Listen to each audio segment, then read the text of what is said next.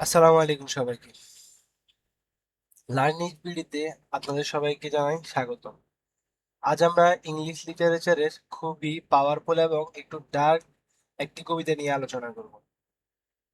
আহ, কবিতাটি লিখেছে টেড হিউজের এবং কবিতাটির নাম হচ্ছে পাইক। পাইক কবিতাটি বাহ্যিকভাবে দেখতে গেলে আহ মনে হবে এটি কেবল একটি শিকারী মাছের বর্ণনা, কিন্তু গভীরভাবে বিশ্লেষণ করলে দেখা যায় এই মাছটির হিংস্রতার আড়ালে কবি আসলে মানুষের ভেতরে লুকিয়ে থাকা সহিংসতা এবং ধ্বংসাত্মক প্রবৃত্তিকে তুলে ধরেছেন। আজকের ক্লাসে আমরা এই কবিতার সবচেয়ে গুরুত্বপূর্ণ broad question, in what sense is Ted Hughes pike a poem about human violence, এই প্রশ্নের লাইন বাই লাইন অর্থ সহকারে ক্লিয়ার করব। তো শুরু করা যাক। Introduction. Ted huge is a famous modern British poet. Ted huge একজন বিখ্যাত আধুনিক ব্রিটিশ কবি। He is well known as a animal poet, but his poems are not just about nature. তিনি প্রাণী বিষয়ক কবি হিসেবে সুপরিচিত, কিন্তু তার কবিতাগুলো শুধু প্রকৃতি নিয়েই নয়।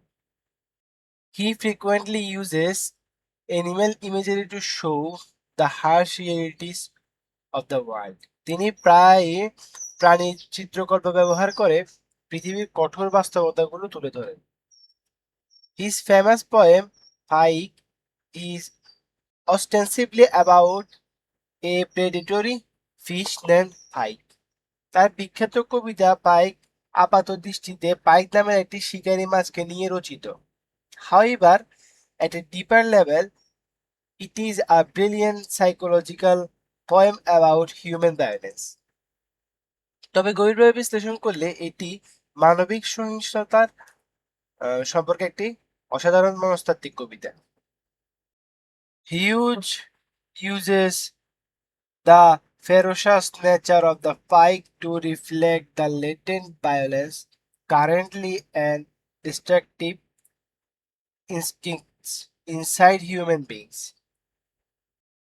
অর্থাৎ হিউজ পাইক মাছের ভয়ঙ্কর ও হিংস্র স্বভাবকে ব্যবহার করেছেন মানুষের ভেতরে লুকিয়ে থাকা সহিষ্ণুতা, নিষ্ঠুরতা এবং ধ্বংসাত্মক প্রবৃত্তিগুলোকে প্রকাশ করার জন্য। এই পয়েন্টটিতে মূলত বোঝানো হয়েছে যে আহ, বাহ্যিকভাবে একটি শিকারী মাছকে নিয়ে লেখা হলেও প্রকৃতপক্ষে এটি মানুষের অন্তরে লুকিয়ে থাকা হিংস্রতা ও ধ্বংসাত্মক প্রবৃত্তির প্রতীক হিসেবে প্রকাশ পেয়েছে। টেড হিউজ পাইক মাছের স্বভাবের মাধ্যমে দেখাতে চেয়েছেন যে প্রকৃতির মতো মানুষের মধ্যেও এক ধরনের সুপ্ত সহিংসতা কাজ করে। আহ, তাই কবিতাটি শুধু প্রকৃতি বিষয়ক নয়, বরং মানুষের মনস্তত্ত্ব সম্পর্কেও গভীর তাৎপর্য বহন করে। তারপর আসি আমরা পরবর্তী পয়েন্টে। পয়েন্টটি হলো the pike as a symbol of human violence, সহিংসতার প্রতীক হিসেবে পাইক মাছ। In this poem the pike is not just a biological creature, it is a powerful symbol of violence. এই কবিতায় পাইক মাছ শুধু একটি জীববৈজ্ঞানিক প্রাণী নয়, এটি সহিংসতার একটি শক্তিশালী প্রতীক। Hughes describes the pike as a perfect killing machine.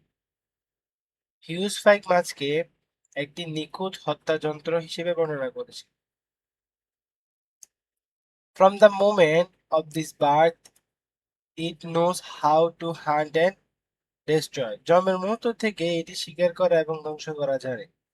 This physical description mirrors the dark side of human nature. এই শারীরিক বর্ণনা মানুষের স্বভাবের অন্ধকার দিককে প্রতিফলিত করে। The poet suggests that just like the pike, human beings also have a natural instinct for aggression and violence buried deep within their history and minds.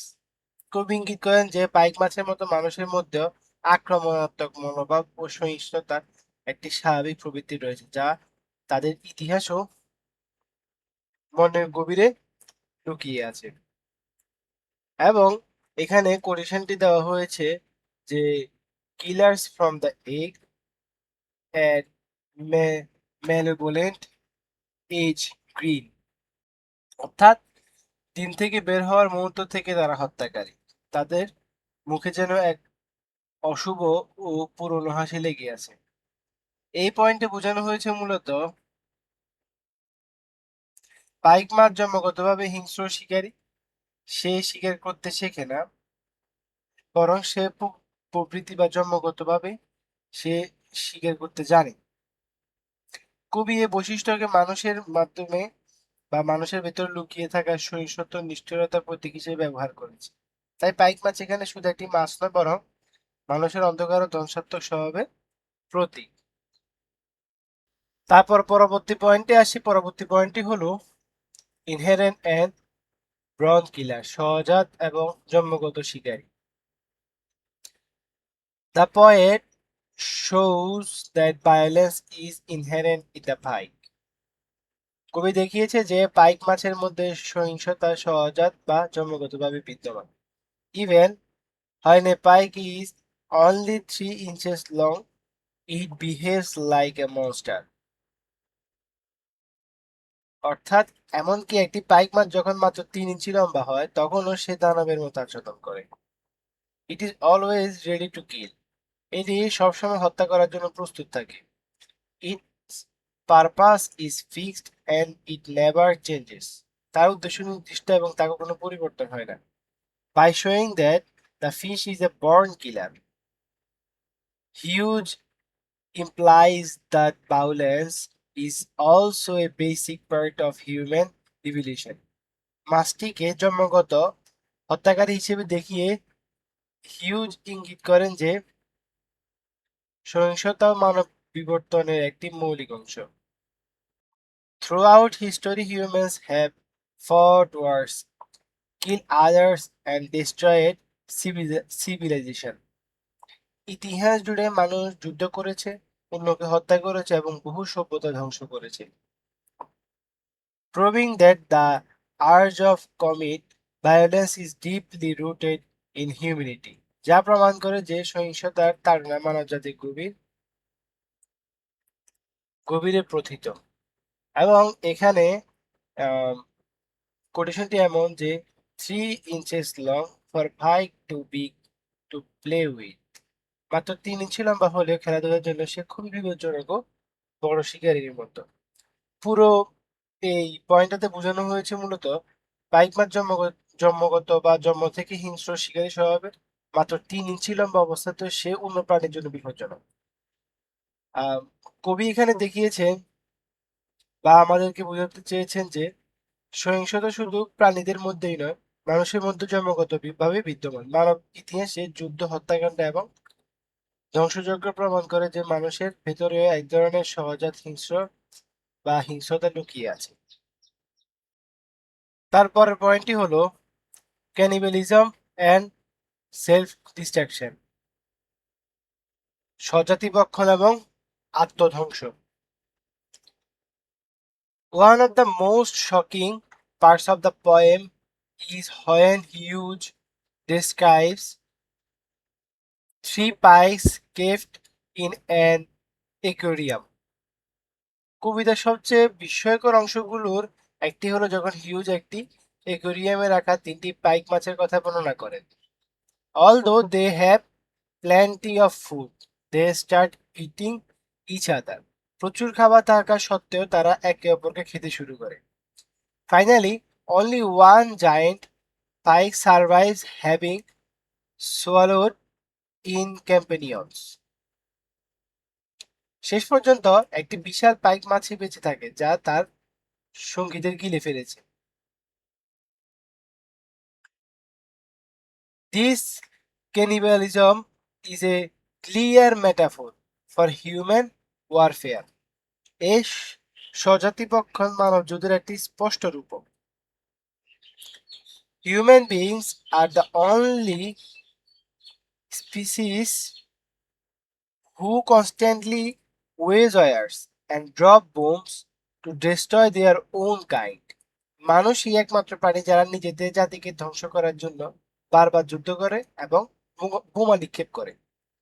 The pikes destroying each other represent how human violence leads to self-destruction. পাইক মাছে পরস্পরকে ধ্বংস করা দেখায় যে মানব সহিষ্ণুতা শেষ পর্যন্ত আত্মধ্বংস ডেকে আনে। এবং এখানে একটি কোটেশন এমন যে one jammed past is grills down to others gullet. The world had frozen and starved too. একটি পাইক অন্যটির গলার ভেতর পর্যন্ত ঢুকে গিয়েছিল। মনে হচ্ছিল পৃথিবীও যেন জমে গেছে এবং ক্ষুধায় কষ্ট পাচ্ছে। এই পুরাটা পয়েন্টে মূলত কবি বুঝিয়েছেন যে আহ স্বজাতিপক্ষ মানুষের যুদ্ধ ও ধ্বংসের স্বভাব প্রতীক। এই প্রতীক, এই স্বভাবটা কার? পাইক মাছের, যেটা মানুষের ভিতরেও দেখা যায়। যেমন পাইক মাছ নিজের সঙ্গীদের ধ্বংস করে, তেমনি মানুষের যুদ্ধ সহিষ্ণুতার মাধ্যমে নিজের জাতিকেই ধ্বংস করে। তাই কবি দেখাতে চেয়েছেন যে সহিষ্ণুতার চূড়ান্ত পরিণতি হলো আত্মধ্বংস। তারপর আসি আমরা পরবর্তী পয়েন্টে। পয়েন্টটি হলো the fond as the human subconscious, মানুষের অবচেতন মন হিসেবে পুকুর। In the latter part of the poem, the poet talks about fishing in a deep, dark pond at night. কবিতার পরবর্তী অংশে কবি রাতের অন্ধকারে একটি গভীর পুকুরে মাছ ধরার কথা বলেন। This ancient pond represent the human subconscious mind. এই প্রাচীন পুকুরটি মানুষের অবচেতন মনের প্রতীক। The surface of our mind may look peaceful, but deep down in the darkness of our subconscious, uh, primitive and violent desires are hiding. আমাদের মনের উপরিভাগ শান্ত দেখালে অবচেতন মনের গভীরে আদিম ও সহিষ্ণু আকাঙ্ক্ষাগুলো লুকিয়ে থাকে। The giant pikes living at the bottom of the pond symbolize the hidden monster of hatred and cruelty that life inside every human heart. পুকুরের তলায় থাকা বিশাল পাইক মাছগুলো মানুষের হৃদয়ের গভীরে লুকিয়ে থাকা ঘৃণা ও নিষ্ঠুরতা দানবগুলোর প্রতীক। এবং এখানে কোটেশনটি হলো এ found I fished 50 years across, whose branches held the sky. It was as deep as England. অর্থাৎ আমি একটি পুকুরে মাছ ধরেছিলাম যার প্রস্থ ছিল প্রায় 50 গজ, যার ডালপালাগুলো যেন আকাশকে ধরে রেখেছিল। সেটি ইংল্যান্ডের মতোই গভীর ছিল। অর্থাৎ পুরো পয়েন্টটাতে বোঝানো হচ্ছে এই যে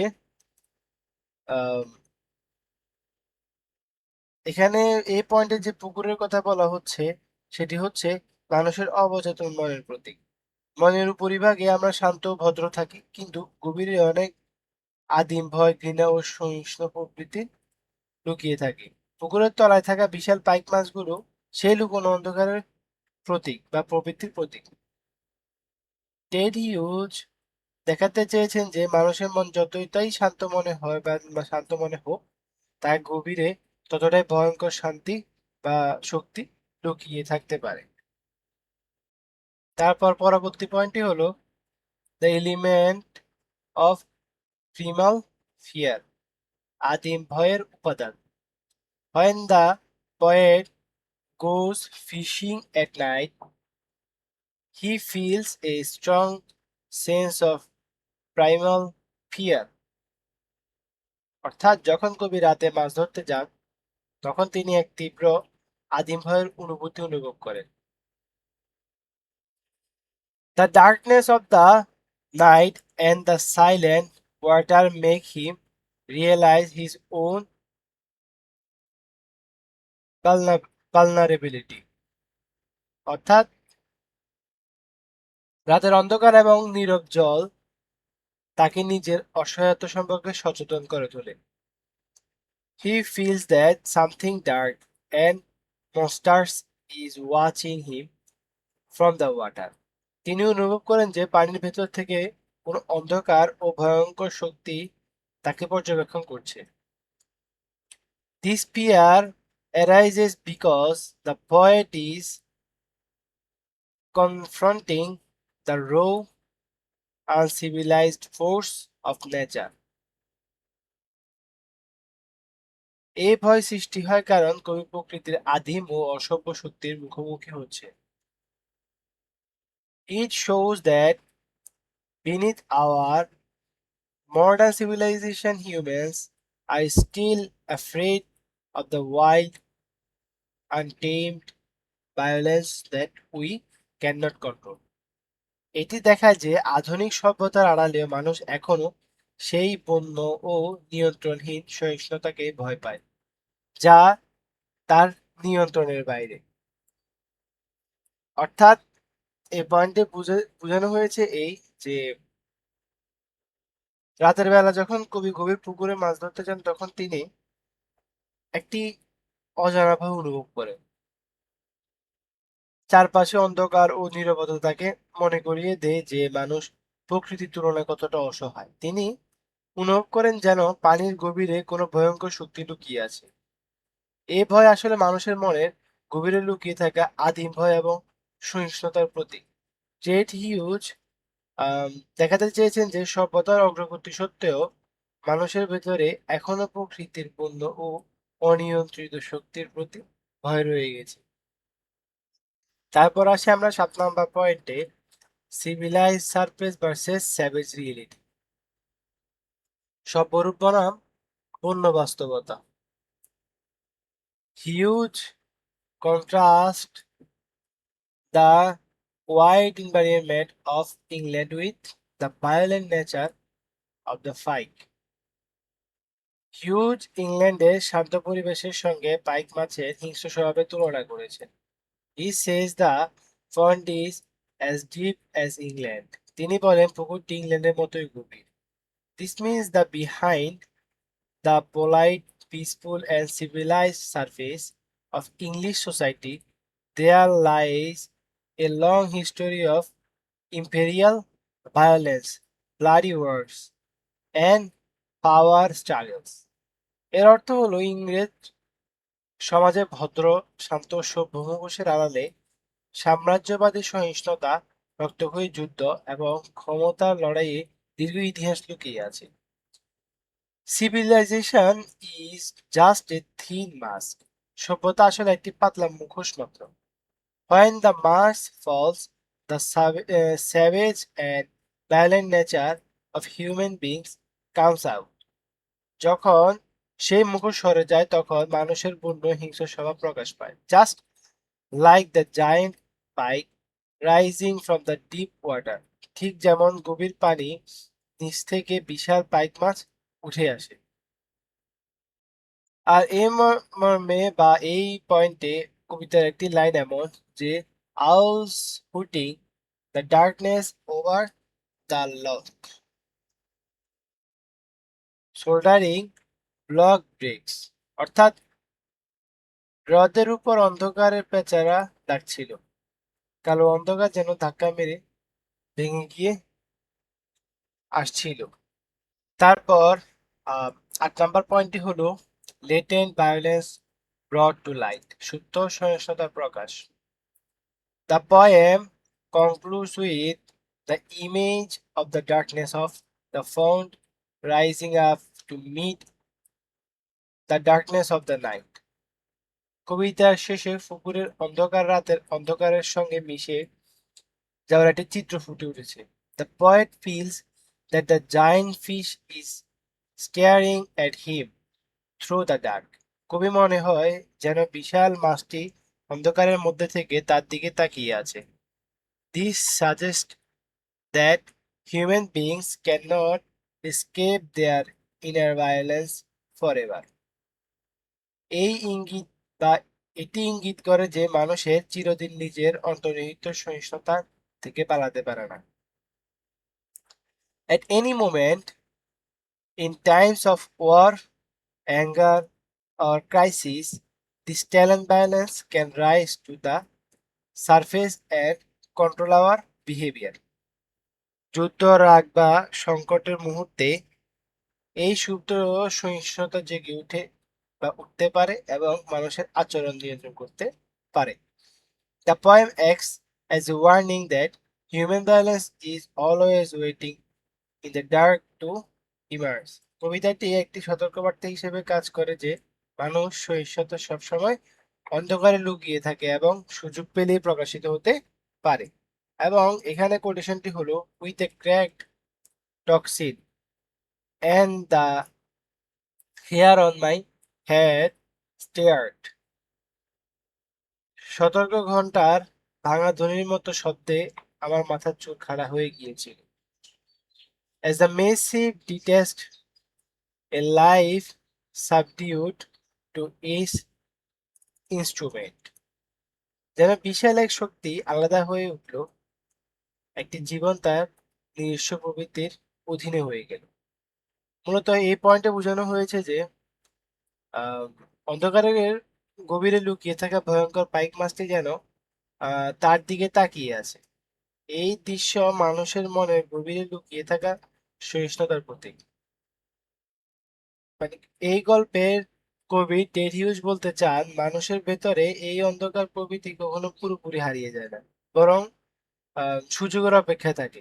তাই কবিতাটি আমাদের সতর্ক করে দেয় যে মানুষ অন্তরে লুকিয়ে থাকা সহিষ্ণুতা যেন সময় প্রকাশিত হতে পারে, যে কোনো সময় প্রকাশিত হতে পারে। তারপরে পরবর্তী পয়েন্টটি হলো কনক্লুশন বা উপসংহার। To conclude, Pike is a profound commentary on universal violence, specifically human aggression. শেষে বলা যায়, পাইক সার্বজনীন সহিষ্ণুতা, বিশেষ করে মানবিক আগ্রাসনের উপর একটি গভীর পর্যালোচনা। There he used beautifully uses the life and behavior for a predatory fish to expose the dark hidden impulses of mankind.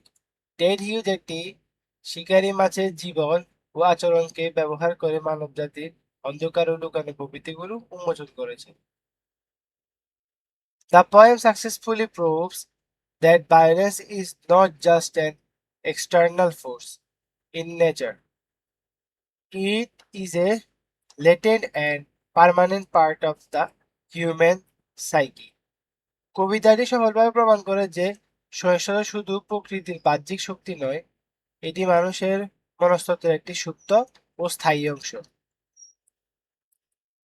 By showing the terrifying power of the pike, Hughes forces us to look into the mirror and recognize the primitive monster within ourselves. পাইক মাছের ভয়ঙ্কর শক্তিকে দেখানোর মাধ্যমে huge আমাদের নিজেদের ভেতর লুকিয়ে থাকা আদিম দানবকে চিনতে বাধ্য করে। আমরা শেষ অংশে বা উপসংহারে দেখতে পাই, পাইক মাছটি আসলে শুধু কবিতা নয় বা শুধু একটি সাধারণ মাছ নয়, এটি মানুষের অন্তর্নিহিত সহিষ্ণুতা, নিষ্ঠুরতা এবং ধ্বংসাত্মক প্রবৃত্তির প্রতীক হিসেবে উপস্থাপন করেছে কবি হিউজ। টেড হিউজ দেখিয়েছেন যে সভ্যতার আড়ালে মানুষের ভেতরে এখন আদিম হিংস্রতা লুকিয়ে আছে। তাই এই কবিতাটি আমাদের নিজেদের মনকে গভীরভাবে পর্যবেক্ষণ বা পর্যালোচনা করতে শেখায় এবং মানব প্রকৃতির অন্ধকার দিক সম্পর্কে সচেতন করে তোলে। শিক্ষার্থীবৃন্দরা, আশা করি কনসেপ্টটি সবার কাছে ক্লিয়ার হয়েছে।